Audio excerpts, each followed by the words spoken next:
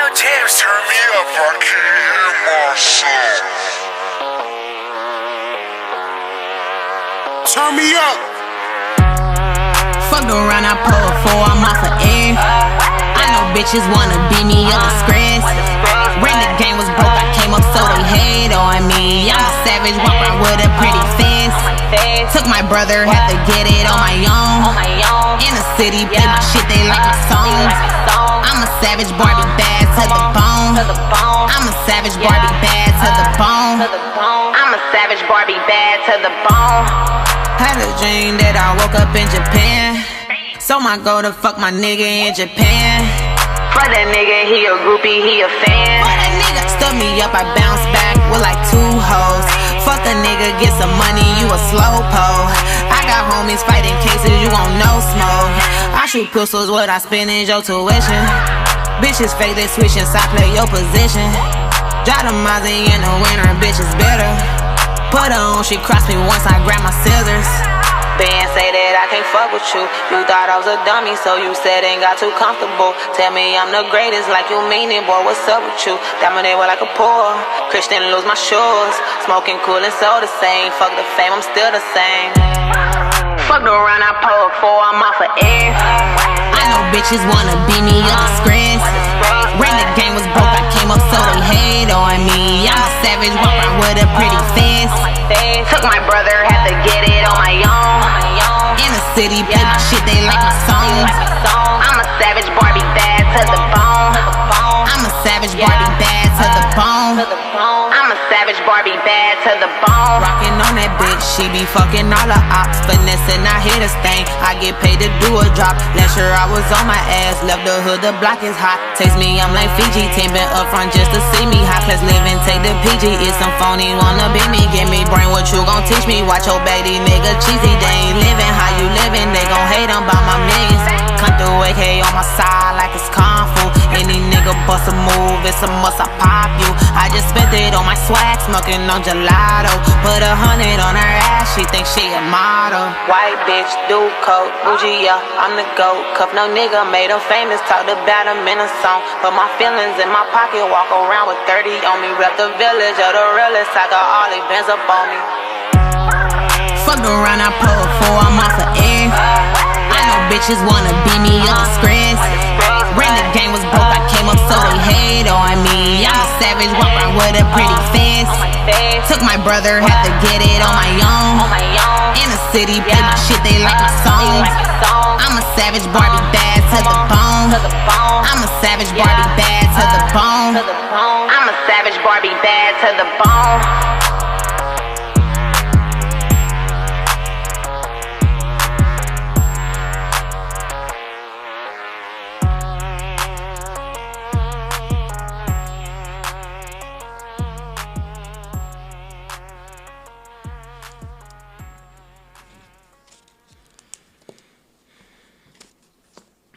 What's good, y'all? We back at it again. It's another episode of the Black Podcast Show. Now, this is actually the only Black podcast show online hosted by me, your girl Auchante. You won't find this content anywhere else. So just know that what you're watching right now is actually extremely exclusive. So consider yourself lucky, because everybody don't get to see this. Everybody don't have access to what you have access to. You're special. You are very, very special. I don't know who you are, but I know what you are, and that's special. So that video you just saw was my girl Asian Doll, a local artist from right here in Dallas. Now, she is pretty big. I actually have heard more about her from her antics recently. Well, not antics, but her public grieving of the fallen soldier, King Von, another hugely successful rap artist. But yeah, I just wanted to show some love to Asian Doll. I really feel like she can spit. I feel like she got flow. She got bars. So hopefully she'll get bigger for her music and not just people commenting on the way she chooses to grieve for her loved one. So we're going to jump right into it. If this is your first time catching the Black Podcast Show, oh boy, I'm so excited for you. Like I said, you're a very lucky person. Before I even jump into it, as y'all can see, I got on the drip today. You know what I'm saying? The gelato brand. My homegirl right here in Dallas British. She got her own clothing line. So if you're watching this on Facebook, which of course you are, that's the only place it's at right now, follow Brit Brat, and that's with 2 T's on both names. And you know, you could get dripped out just like me. I got the gelato hoodie, got the gelato shorts. You know what I'm saying? I'm really out here doing my thing today. I'm really feeling like I'm just, you know, a little swaggy. Matter of fact, I really wore this to work, and I kind of got in trouble because I guess I'm supposed to have a professional appearance at work. So I had to just tell my boss, you know, bro, if you want me to get you a sweatsuit, just say that. You know what I'm saying? Like, all the unnecessary, make sure you wear X, Y, and Z tomorrow. Bro, I got the plug on the sweatsuits. So if you feeling the same way, you felt a little hateration coming up in you, just let me know. I got the plug on them. I can get you one. You know, for the 65 though. For the 65 though. Alright, so let's jump right into it. I got some motivation for you today. And the motivation is going to be quick because the true crime that I have for y'all today, when I say it's a doozy, I got quite a bit to talk about. It's not as intense as last week's true crime, but I mean, anytime when we're talking about a death of someone at the hands of another person, you know, it's a little heavy. But the motivation this week, before I get into the heavy shit, is this. Be coachable. Be open to criticism. Always be getting better and always be learning. So when I say be coachable, be open to criticism, what I mean is don't be that person that can't nobody tell you nothing. It's not a good look. And the fact of the matter is, for you to elevate, you're going to need somebody that's already elevated to notice you. And those connections come through a person having a good attitude, a good personality, a person being open to advancing. You have to be open to advancement. You don't just advance, because how can you learn something you don't know? You have to be taught. Of course, we can teach ourselves some things, but you have to be taught some things from another person. So be coachable. There are people that know things that you don't know. There are people that have done things that you haven't done. There are people that have experiences that you haven't had. So it would behoove you to listen to somebody. You know, none of us know everything. And as a matter of fact, the person that knows anything knows they know nothing. Now, of course, there are some things that we know, but it's a lot of things you don't know. Especially when you're trying to accomplish things, when you're trying to break into something or somewhere, when you're trying to make a name for yourself, when you're trying to build a reputation for yourself, be coachable. And you know what? What comes with being coachable and being open to criticism, you have to take your feelings out of it. But leave them where it counts. So take your feelings and your ego out of it, but leave it where it counts. So what I mean when I say that is, you have to be passionate about what you're doing if you expect to get somewhere, that is. But if somebody trying to tell you something, take your feelings out of it. Even if they not saying it in the gentlest manner, even if they taking a harsh tone with you, sometimes take your feelings and your sensitivity and your ego out of it and just realize, okay, it's a message in this. Now, that don't mean you have to listen to every criticism of you, because if you do that, you're going to be depressed probably. But if someone has something to offer, or you know that this person is actually approaching you in love, take the time to listen to what's being said. Take the time to learn. Take the time to accept, like I said, criticism, lessons, messages. Take the time to receive what's actually being spoken to you. Me personally, I can honestly say, as I get older, it's not a problem, but I have a huge problem where when someone gives me a criticism, I kind of have a block to where I'm not feeling it right off bat. And like I said, I thank goodness that I've gotten better with that. but it stops your growth. It literally keeps you right where you at. If every time somebody says something to you that could be perceived as negative, you immediately block them out, you're stunting your own growth. You're keeping yourself stagnant. If every time somebody says something to you, you catch an attitude, people are going to stop saying something to you. And for the most part, if someone is trying to give you some type of advice, if someone is trying to point out something that could be an area of improvement for you, for the most part, they probably care about you. They probably give a damn about you because they want to see you doing better. And like I said, you have to develop a sense of discernment to determine who you should be listening to and who you should not be listening to. But I think for the most part, we know who has our best interest at heart. So just like I said, be coachable, be open to criticism, always be getting better, always be learning, and take your feelings and ego out of it. Believe it where it counts. All right? That's the motivation. Carry that with y'all for the rest of the week and on into next month. All right. So what I'm going to do now, I'm going to jump right into the true crime. And you know what? I don't even know if Llama, if you had the chance to get the pictures, but hopefully you can get them up if you didn't. Yeah, but I got a true crime story for y'all today. I'm going to be talking about a woman named Celeste Beard. I'm actually going to be discussing the tragic murder, rather. I got to get out the habit of saying death and call it what it is. I'm going to be discussing the tragic murder of Stephen Beard. So, Celeste Beard, Stephen's wife, or ex-wife actually, had 5 husbands. And Stephen Beard was number 4. So no, actually, that wasn't her ex-husband because when he died, they were still married. So they were still together. So Stephen Beard was husband number 4. Husband number 5 had to be a damn fool. Had to have no type of sense of judgment. So Celeste has a constant and consistent history of cheating on all of her partners. She was what your granny might call hot in the pants. You know what I'm saying? She was a fast tail little heifer.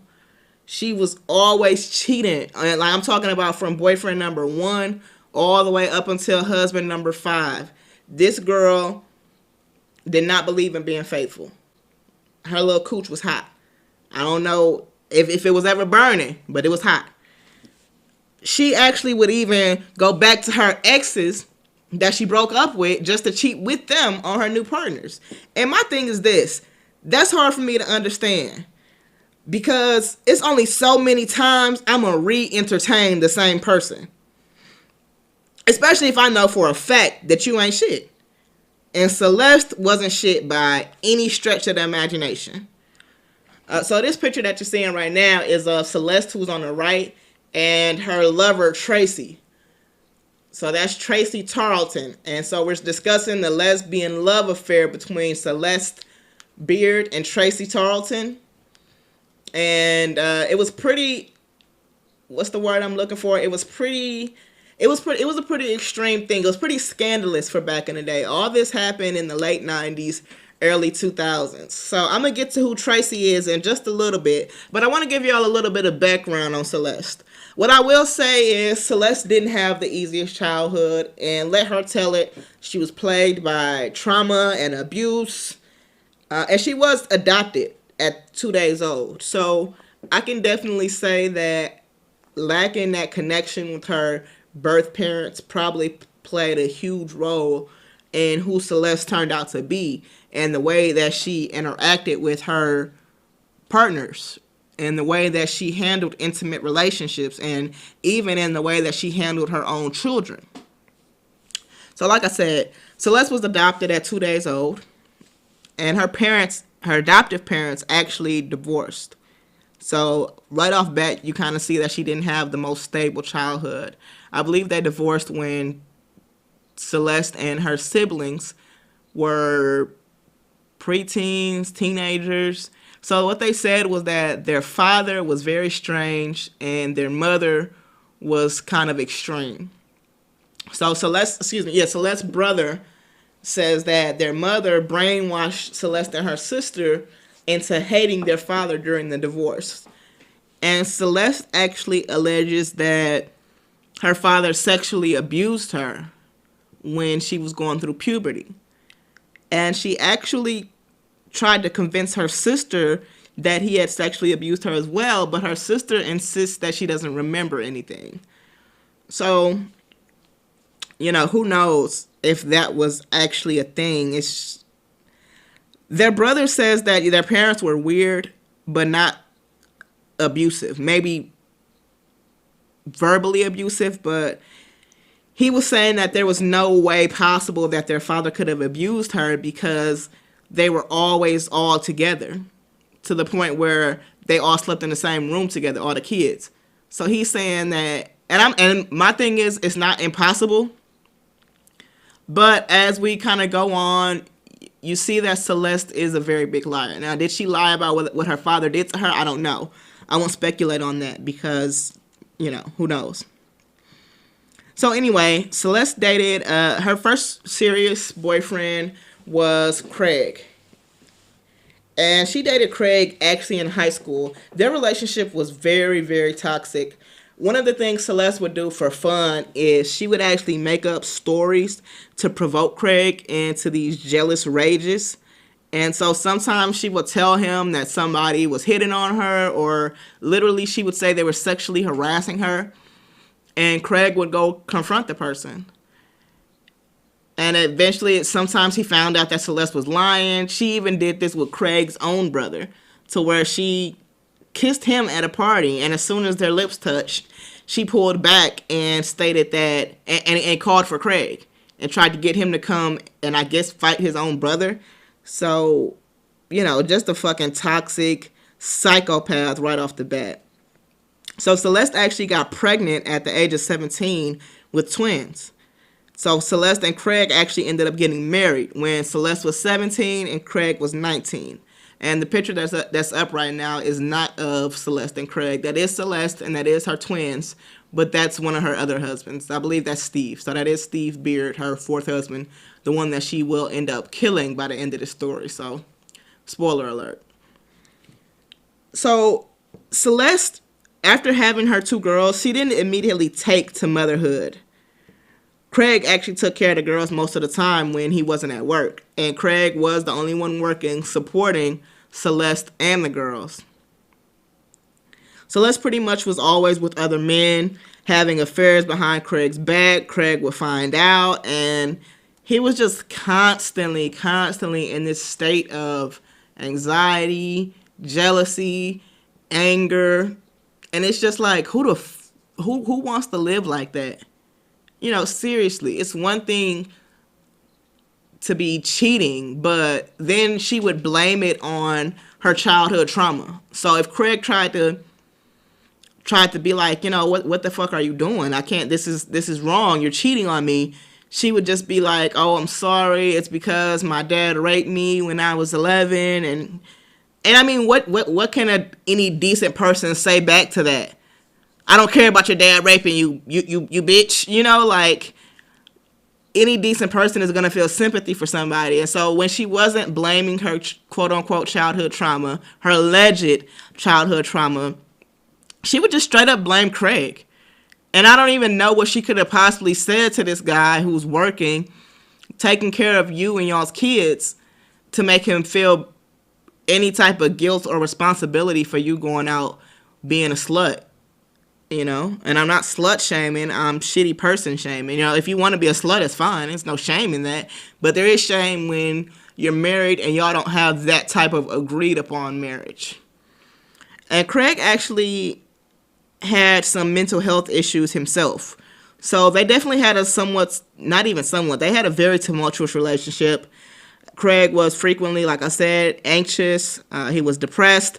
And he even committed suicide, I believe, a couple of times. He ultimately, by the end of all this, before Celeste killed her husband, but after their relationship, he actually ends up committing suicide.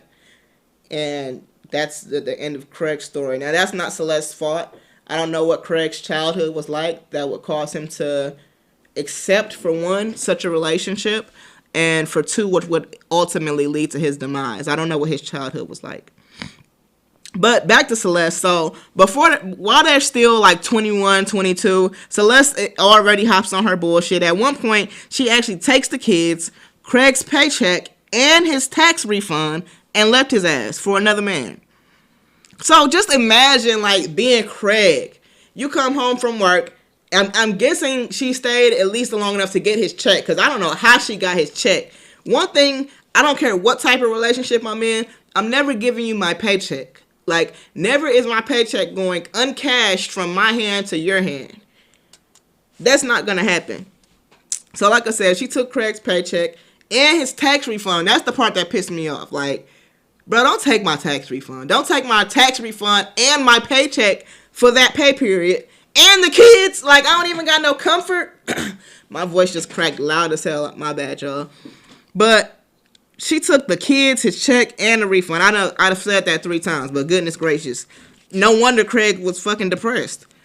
So she left Craig for a gentleman named Harold, and I use the word gentleman loosely. Her and Harold fought a lot, like more than her and Craig. Celeste said that Craig hit her a couple times, and she even alleges that Craig raped her once before. But that's, basically an unsubstantiated claim. Craig says that he never ever put his hands on her. He said they did have a toxic relationship, but that he never put his hands on her. So her and Harold actually fought a lot, and she also cheated on him. And Harold would say that she would dig her fingers like into his skin. So Celeste was just crazy. She eventually left Harold for Jimmy. Yeah, she getting around. As Plies would say, that little pussy got some power. She left Jimmy eventually for Steve after she milked Jimmy for all that he had. And her and Jimmy were actually friends, but she did some bogus stuff to him. At one point, she got an apartment in his name. She asked him to get it for her and said that it was because her credit was bad. She needed it for her kids. This was after she had already stolen some money from him, and she claimed she was using it to get her girls back. She actually had him get an apartment in his name, and pay for it, claiming that her grandmother was sending her money and she would reimburse him the money. And then she somehow stole some other money from him and dipped out. So now he had this apartment that he actually couldn't even afford and that he didn't even want. And Celeste would just do stuff like that and dip out. And during all this, between Craig, Harold, and Jimmy, Celeste would actually put her kids in foster care. She would give her kids up to CPS whenever, I guess, times got hard. And I find that really hard, and I feel really bad for the girls, because imagine your mom dropping you off at a strange place and you don't even know if or when she's ever going to come back. And I mean, imagine not knowing if your mom is going to come back. So I'm sure that her kids possibly developed some type of attachment issues as well. And I didn't even mention the fact that before, Craig and Celeste were actually on and off quite a bit. Mind you, Craig was her first boyfriend, her twins' father. And at one point, she went back to him, and they actually had gotten pregnant again. So Celeste was pregnant by Craig again, and immediately she gives this baby up for adoption upon birth. And Craig said that he really didn't want to give the baby up for adoption, but he pretty much went along with it because he knew that he was barely mentally stable enough to take care of the 2 kids they had. So he knew that he couldn't handle or even afford another kid. So she gave the baby up for adoption, but what pissed Craig off and kind of messed up his mental state a little bit was she actually told the couple who she gave the baby to that her doctor bill was $10,000 and she needed $10,000 to pay that. But Craig's insurance had actually covered the entire hospital stay. So she was lying, and she basically sold her baby. So, Celeste, like I said, whatever she went through in childhood, it's just she was, I guess you could say she was running from something. I don't know, but she had some demons. So anyway, eventually she meets this guy, Steve. So Steve was 69 when Celeste was 30. So she went through a lot. She had, like I said, three husbands by the time she hit 30. So Steve was a 69-year-old multimillionaire, Steve Beard. He was a Texas television tycoon. So he had some TV stations or something like that. Anyway, he had a lot of money. And he actually had been married. That's Steven and Celeste. Steven don't look bad for 69. He really don't. Celeste look kind of bad for 30-something. Steven looks good for his age. She don't look that good to be with him. You know what I mean? Like, you know how when you see older guys with a younger woman and you know, like, oh, she only with him for the money because she bad as hell. How did he even pull her? How his old ass pulled her? I'm not getting that when I look at this picture. I'm not wondering how he pulled her. Like, she's okay. She don't look like she could do that much better than Steven. Could she get someone a little younger? Sure. But a millionaire that's younger, that's her same age? Absolutely not. Anyway, Steve was actually a really good guy. I don't know much about him behind the scenes. I don't know if he was shitty in the business world.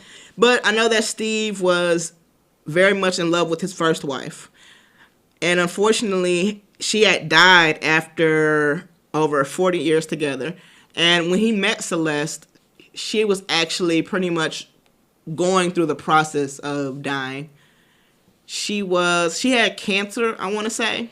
And so Steve used to really take care of her, and Celeste became his kind of like a house helper and then his travel partner. I mean, you know how it goes. He was attracted to her, and his wife was passing, so I don't know. I guess he felt like it was okay for him to have a little young tenderoni going on trips with him. And he actually, I think the disrespectful part is that Celeste was in their house before the wife died. But it is what it is. And Celeste actually said that she liked seeing Steve take care of his wife. So, unfortunately, Steve didn't know who he was meeting, who he was inviting into his life, who he was bringing around his wife, because if he would have known what Celeste was capable of, he wouldn't have allowed her within 10 feet of him, much less would he have met her at the altar to make a lifetime commitment to a woman who he had to give $500,000 upon marriage. That was actually in their prenup, that she would receive $500,000 upon marriage, and after 3 years of marriage, she would receive another $500,000. So, like I said, Steve had a lot of money. Celeste actually, at one point during their marriage, had a $30,000 a month allowance. Imagine having that kind of allowance. And this heifer was blowing through it like it was fucking cocaine. So Celeste and to me, it's kind of confusing how she could spend so much money when she came from nothing. How do you even have the ability to spend so much money? What do you even... See, me personally, because I'm still at a certain level, my taste is a certain level. I can't even imagine wanting some of the ugly ass shit I see millionaires and billionaires wearing.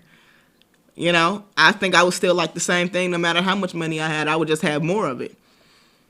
So, I like Tommy right now. I like Polo too, but I would just have more. I wouldn't start buying only Gucci polos or, y'all get where I'm going with it. But anyway, after Celeste and Steven got married, Celeste was back to her old ways. At first, she was very caring, and that's actually what Steve fell in love with. Like I said, by all accounts, Steve was a great guy. And people said that Celeste actually brightened up his life. And I'm sure that was because she found him during a very vulnerable time.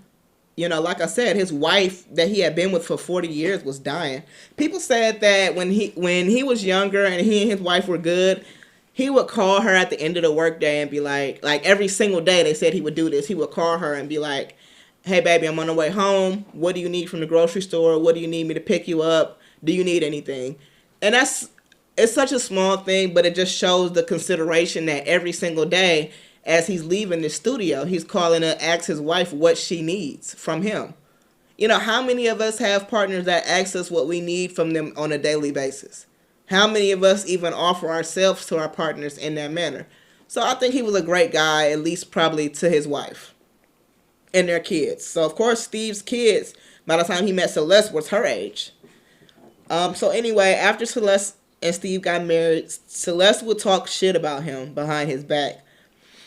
So in his face, she was the doting wife, still caring, still sweet. But to her daughters, she was talking mad shit about him. And she would even say to the point where she didn't even want to be around Steve. She would actually, every evening, Steve would have a vodka martini. She started making his drinks with Everclear. So if you've never had Everclear, let me actually describe the experience. For one, if you are over the age of... Matter of fact, you shouldn't be drinking it at all. Let me just state, I believe I've said on this show before, the Everclear bottle has a skull and crossbones on it. So that lets you know you shouldn't even be drinking it. But if you're not a broke-ass college student, you literally have no reason to drink Everclear unless you are, like, perhaps suicidal. It's a very strong drink. The first time I ever took a shot of Everclear, I can still feel it to this day. It felt like the devil reached down in my throat and like just grabbed my lungs and held them hostage for a second. I lost my breath. So how she was fixing him these Everclear martinis and he didn't notice is beyond me. Because if somebody mixed any drink that I had with Everclear, I would immediately notice. So Celeste was mixing his drinks with Everclear and also crushing up sleeping pills and putting it in his food and drink. Because she would tell her kids that she didn't want to talk to him. She wanted him to go to sleep. And then once he went to sleep, she would go out and do whatever it was that she wanted. And she was cheating on Steve with her ex, Jimmy. And like I said, that part I don't get because Jimmy, you know she ain't shit. She left you for him. And she left another nigga for you. So, and then whenever Steve would kind of threaten divorce or act like he was pulling away, Celeste would basically just act suicidal and have these dramatic episodes and bouts. So at one point, she goes into this episode so extreme that she actually got checked into an inpatient facility. And in that inpatient facility, she met Tracy Tarleton. Tracy and Celeste immediately became very, very, very close. They hit it off. I mean, to the point where not only were they roommates, but they would actually change facilities together. So if one of them was determined by the doctor that they would be better treated at another facility, the other one would eventually get transferred to that facility as well. So as you can imagine, they're clearly not getting the help that both of their crazy asses needed. Tracy was, I don't know what Tracy went through in her childhood. It wasn't very much information available regarding Tracy's childhood, but she actually heard voices in her head. She had heard voices in her head from a very young age telling her to kill herself. And for years, Tracy tried to silence those voices with liquor. However, in 1999, she had a very public nervous breakdown. So I don't know where these voices came from as far as Tracy went. Like I said, I imagine it had something to do with her childhood. You know, obviously Tracy was the more butch out lesbian between her and Celeste. Celeste actually wasn't a lesbian at all. I don't know if she just used Tracy the whole time, or I think Celeste just liked the attention that Tracy was giving her. So, like I said, Tracy heard voices in her head, and she had this public nervous breakdown. But Tracy was actually a part of the LGBT community because she felt she got a lot of support from them. She felt as though she found her sense of unity. And she also was a manager at a bookstore where she also felt she had found kind of a family. And she was actually very popular. Tracy had even been on, I believe they said CNN. She had been like on the news discussing books and trends in the book world and a lot of different stuff. So Tracy and Celeste were both kind of just going through it, and they met in these facilities where, because they met each other and began to focus on one another, they didn't get the proper treatment that either one of them needed. Celeste actually was diagnosed with borderline personality disorder and narcissistic disorder, which is obvious that she was a narcissist, because who can just give up their kids willy-nilly whenever they just feel like they're not doing okay? And, I don't know. So, after a while, both women were released. And let me just state that Celeste's family actually came to the facility and they were concerned about her friendship with Tracy. But they just figured, they won't be in this facility forever. And when they get out the facility, we won't ever see Tracy again. However, when they were released from the facilities, Celeste started spending most of her free time with Tracy. She wasn't concerned with bringing her family back together after they had to put up with her bullshit, or the fact that they had been there for her so heavily during her treatment. Celeste's family really wanted her to get better. Her family wanted them to have a normal family. Her twin girls really actually loved Steve. Steve was their only glimpse of any type of normalcy, any type of positivity. So they actually really liked Steve, and they looked at him like a father figure. So Steve was very concerned about getting Celeste the help she needed. So they were all really there for her while she was going through her shit. And when she got out, she was very, very, her main priority and concern was going to see Tracy. And so one thing that bothered me when I was listening to different podcasts and documentaries about this situation and just researching different information, a lot of people tried to make it seem like Tracy was just some kind of lesbian who was obsessed with Celeste and that their relationship was strictly platonic. But everybody from co-workers of Tracy's to Celeste's own children said that it was very obvious that they had a relationship that wasn't strictly platonic. Everybody said it was very obvious that they had an intimate relationship. So Celeste even would throw parties for Tracy and her coworkers at the family's beach house or at Tracy's house. And Tracy's coworker said that they would be canoodling. Tracy would be letting Celeste sit on her lap and they would be kissing. And her own kids, like I said, right away thought that they were having some kind of affair. But because Celeste cheated so frequently and so openly, they didn't even think nothing of it. They probably just were surprised that it was a woman, but they literally said they didn't even think nothing of it. That's what not only Celeste's kids said, but their friends. Their boyfriends too.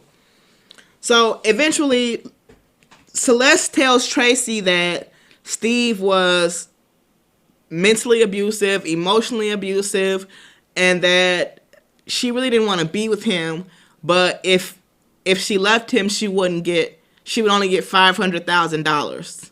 Whereas if he died, she would get everything. Well, it would be split amongst her and his children. So the thing was, Steve had started becoming kind of, a little bit stricter with his money. Because Celeste was spending a lot of money. At one point, when she got the other $500,000 that she got for being married for 3 years, she ran through that in 6 months. Imagine spending $500,000 in 6 months on bullshit. Her living expenses were already covered. It's not like she was investing. That would be totally different. So with all that being said, Celeste actually convinced Tracy to kill Steve. She told Tracy that she was so unhappy, and it even got to the point where she told Tracy that if she didn't kill Steve, Celeste was going to kill herself. So Celeste had a really, really, really nasty way of manipulating people, using mental illness and using suicide to weaponize what she wanted. She had a really nasty way of, let me say that specifically, weaponizing suicide. And that's a really nasty thing to do. So if you do that, or you know people that do that, don't fall for the okie doke. If somebody tells you, I'm going to kill myself, if you don't, unless that's your kid, you need to leave that person where they are. I mean, if they kill themselves, That's really, really messed up. And, you know, it sucks, but don't ever allow somebody to use that as a reason to make you do something that you don't want to do. So anyway, Tracy fell for the okie doke. She actually made a plan with Celeste. And one night after Celeste had given Steve his Everclear margarita or cocktail, whatever it was, and the combination of sleeping pills, Tracy crept in the house at 3 o'clock in the morning and used her own personal shotgun and shot Steve in the stomach. Now, what Celeste was supposed to do after Tracy left was go find the shotgun shell casing and dispose of it. However, Celeste didn't do that. The police arrive and they immediately find the shotgun shell casing. Celeste's children are questioned and they immediately say, oh, it was probably that crazy ass Tracy.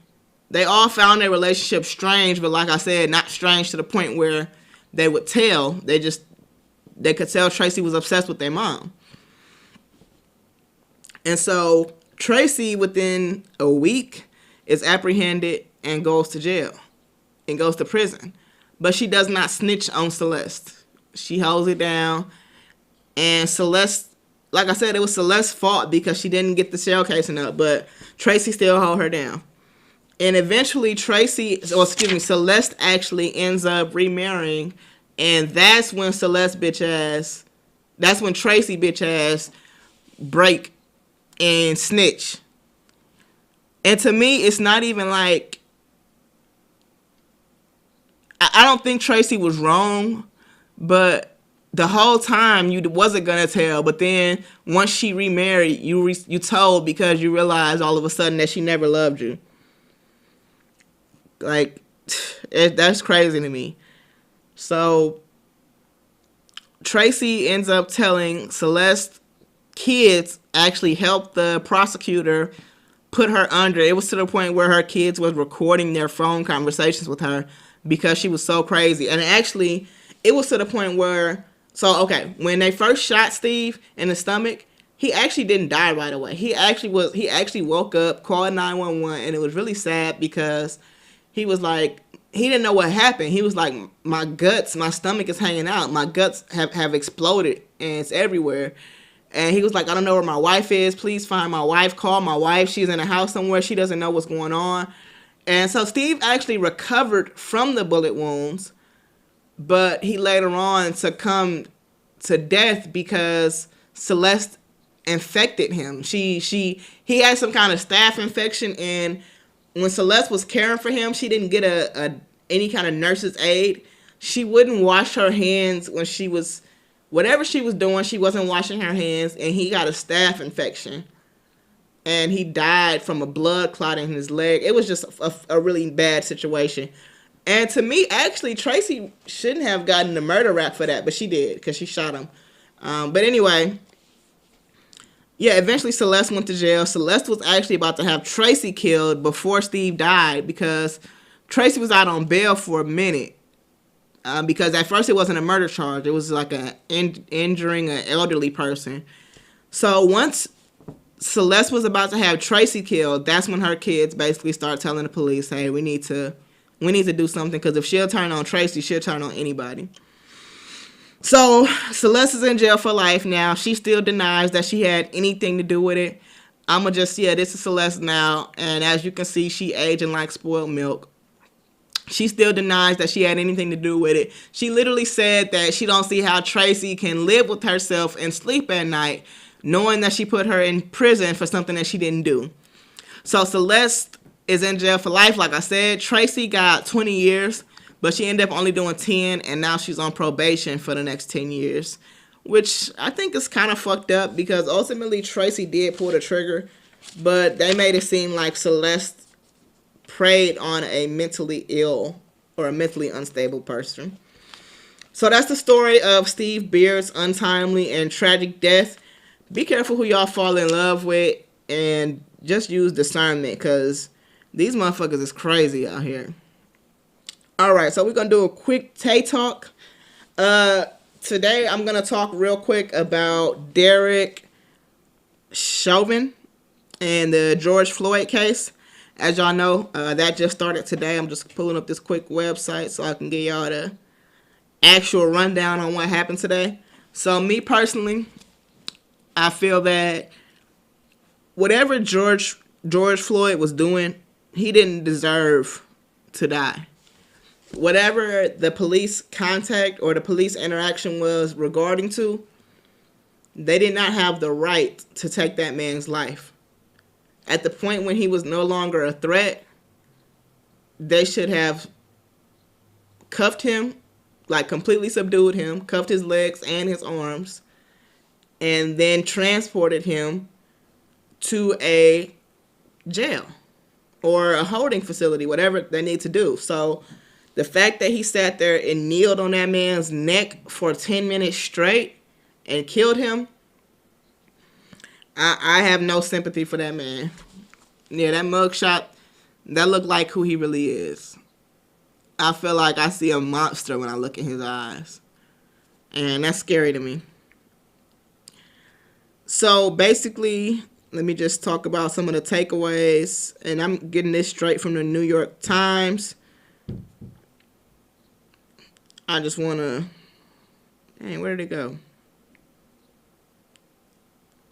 Okay, so basically, the prosecutor that's prosecuting the actual police officer, Derrick, is stating that there was no reason for Mr. Chauvin to kneel on Floyd's neck for 9 minutes and 30 seconds. And he says, you can believe your eyes. It's homicide. It's murder.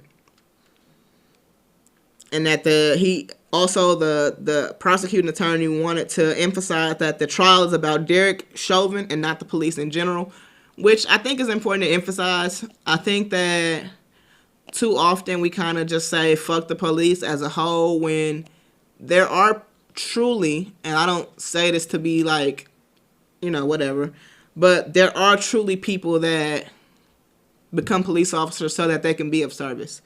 And real quick,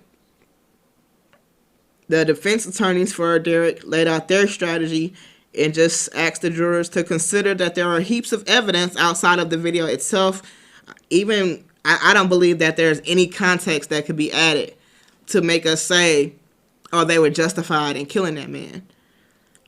And it says that there are more than 50,000 items and evidence, and that the case is clearly more than about 9 minutes and 29 seconds. So we'll see. And it says that Mr. Floyd's exact cause of death will prove to be one of the most crucial points in this trial. So they have witnesses, including a cashier at the gas station, a 911 dispatcher. They have just a lot of people. The prosecutors, they have a lot of people ready to tell them that they felt like what was happening was wrong. So I'm interested to see what's going to happen today. Like I said, it was pretty much just the opening arguments. The case has just begun, so we have a lot to see. We have a long way to go to see exactly what's going to happen. A lot of us aren't really expecting much. I know as the black community as a whole, I believe that all of us pretty much believe that he's going to get off. I can honestly say it's nothing that gives me any kind of hope or faith that this man won't walk free. I hope that he doesn't. I hope that they make an example of him and show that no matter what a person has done, unless it's a violent crime, which no one has stated that George Floyd was committing a violent act, there's absolutely no reason to treat a human being like an animal in the middle of the street and slaughter him in the middle of the street in front of everybody. There's no reason for that. So like I said, we got a long way to go in this case. I'm anxious to see the outcome. Real quick, I'm going to talk about relationship guru Derrick Jaxn. The funny thing about that is, how do you earn the title of relationship guru? Is it just by giving your opinion over and over again? Because if that's the case, I'm the podcast guru. Black podcast guru, Auchante. Actually, they got a ring to it. All right. It's ironic as hell that that this is the picture we found of this nigga wearing a shirt that says "Black men don't cheat." So if you ever heard of Derrick Jaxn, if you haven't heard of Derrick Jaxn, actually, this dude is always on social media. I always see his videos on an almost daily basis where he's talking about, if a man cheat on you, ladies, leave him. Don't put up with that shit. There is no sympathy or empathy for a man that cheats. And I mean, for at least the last 4 years, I'm going to say.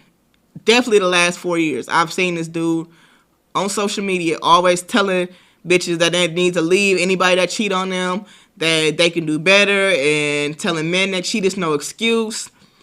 And it comes out that this dude has so many side chicks, he could have created probably a little Jaxn 5. He got hoes in different area codes. All these girls coming out telling their stories. And I'm going to say this, just from a different perspective, I'm not giving this dude no excuse. It's just funny. You know, it's a karma thing. Would go around, come around. But I think that, I just wonder, was it always from jump a facade? Or is it that once you reach a certain level of prominence, you start getting approached in a way that you're not used to, and so you don't know how to respond, and it's only so many times you know how to say no.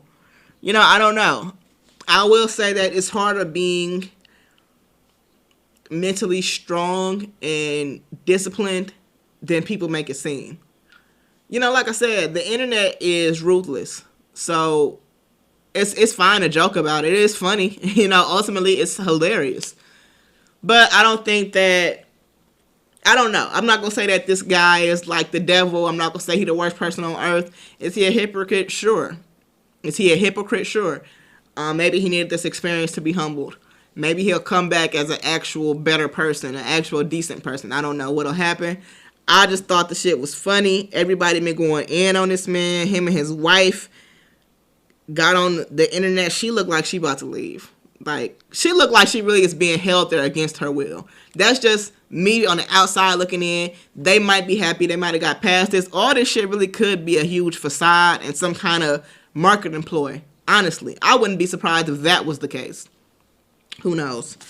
Actually, I'm convinced that that's the case. I don't believe none of it. I believe that perhaps he even paid those women to come out with the story. I don't know. But I don't really believe it. Anyway, let's get into the final little thing I'm going to talk about. Lil Nas X. As y'all may or may not know, he just came out with a new song called Montero. And with the song, supposedly, now if you know Lil Nas X and you know his internet presence, you know that this dude is literally a troll. Like a straight up troll. He is a child of the internet. So supposedly with his song, he released these child of the corn ass shoes, these Air Max. And supposedly they only came out with 666 pairs. Each shoe has 1 drop of human blood in it. And obviously they come with a little satanic, demonic pentagon star on top of it. And in this video that he came out for the song, it shows him like becoming a woman and sliding down a pole into hell and giving the devil a lap dance. And man, are people up in arms. You know what I'm saying? People are angry. Christians are mad. Parents are mad. Lil Nas X, you came out with Old Town Road and my kid loved it, and now you're doing some gay shit. So it must be a part of the gay agenda to make all our kids gay. Because I have no control over what my kid watch. Lil Nas X is a fucking young person. That dude is at max 21. I don't even know if he's 21 yet. He is expressing himself. The thing is this.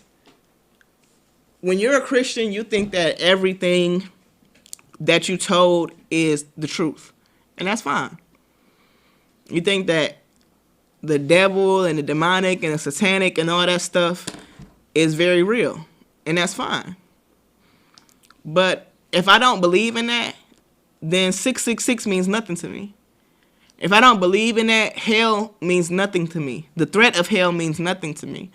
If I don't believe in that, the devil what you think the devil is means nothing to me. You know what I'm saying? Like, the way religious people consider hell and the devil and all that is so childish. It's so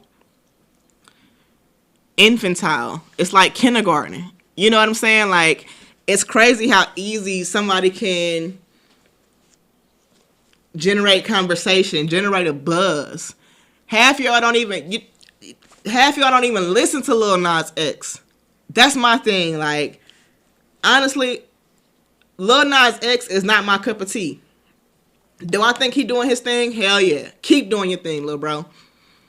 Do I ever see myself listening to a single Nas X song? Fuck no. No. That's not my thing. I don't even listen to Lil Uzi Vert. He got a couple songs I like. Lil Nas X might have a couple verses I like. But the music is not for me. It's young people shit. I'm getting older. So I literally don't care. It's always been this is what people have done. This is what artists have done forever now. Generate attention through doing some satanic shit. Y'all don't see it by now? And then they never talk about it again?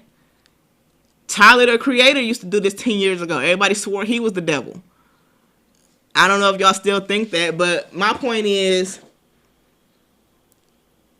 yeah, he might be mocking religion, but y'all don't even see how religion is so hateful. A lot of the stuff he said was that religious people made him feel so excluded for who he was that it's a mockery. He's making a mockery of it on purpose. So I just say all that to say that I don't know. I don't even know what the point was. Did you watch the video? What do you think about it? Oh yeah, Nike might even sue this nigga because they said they did not approve that shoe. That shoe has nothing to do with Nike. So just so y'all know, Nike did not do this. For y'all who said y'all gonna stop wearing Nike, which, stop the cap. You're not gonna stop wearing Nike. You know you're not. You've been wearing Nike since before it was a Lil Nas X. So Nike said they didn't have nothing to do with it. Do that make y'all feel better? Can you sleep easy tonight? Filter Lil Nas X from your parental control so your kids can't watch it. Do something. I don't know. I don't know what you want me to say. Lil Nas X tricked y'all. Sorry. It was part of the gay agenda. We had a meeting. I went. And they told us this was going to happen. So, just so you know, there is a gay agenda. And I knew this was going to happen. I might tell y'all what the next thing is. But y'all got to like, share, comment, subscribe. Y'all got to do all that. Let me know if you want the gay agenda. I'll give it to you. I'll let you know what the next thing going to be. But yeah, he tricked y'all. This was part of the gay agenda to make all y'all kids gay and Satan worshipers, I guess. All right, I'm going to get up out of here, y'all. I got other things to do this evening, but I appreciate you so much for watching. Oh yeah, and don't forget the motivation this week. Be coachable, be open to criticism, and always be learning. Always, always, always. Like I said, like this, comment, share, and I will be back next week. I will be back every Monday, and this is the Black Podcast Show, hosted by me, your girl Auchante. Hate on me, I'm a savage, walk around with a pretty face. Took my brother, had to get it on my own. In the city, play my shit, they like my songs. I'm a savage, Barbie, bad to the bone. I'm a savage, Barbie, bad to the bone. I'm a savage, Barbie, bad to the bone. Had a dream that I woke up in Japan. So my goal to fuck my nigga in Japan. For that nigga, he a groupie, he a fan. For that nigga, stood me up, I bounce back with like 2 hoes.